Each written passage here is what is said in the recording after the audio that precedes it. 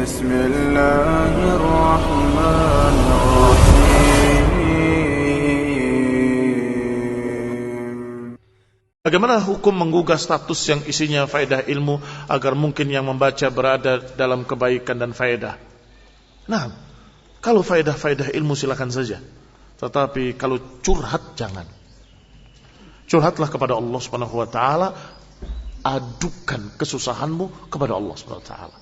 Meminta jalan keluar dari Allah, meminta bantuan dari Allah. La takun misla fulan, la takun misla fulana. Statusnya selalu mengeluhkan suaminya.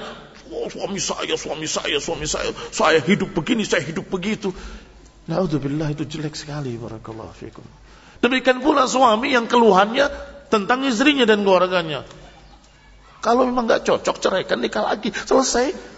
Kok susah-susah amat pakai ngeluh di status.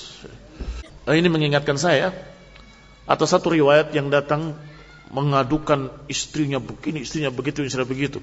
Kemudian Nabi berkata, ceraikan saja.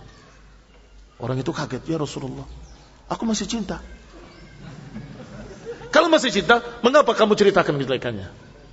Diam. Lihat ikhwan ibn a'azakumullah cerdasnya Rasulullah SAW dalam menasehatkan. Dia mengeluhkan istrinya begini begitu, tapi ketika ya kalau gitu ceraikan. Dia berpikir ulang, ya Rasulullah, aku masih cinta kepadanya. Lah kalau masih cinta, kenapa mengeluhkan? Kalau masih cinta kepadanya, kekurangannya itu berarti sudah terkalahkan dengan kelebihannya. Kalau engkau melihat satu kejelekan dari satu sisi, maka engkau akan melihat kelebihannya di sisi lain. Begitulah manusia. Sehingga sabarilah kekurangannya, syukurilah kelebihannya.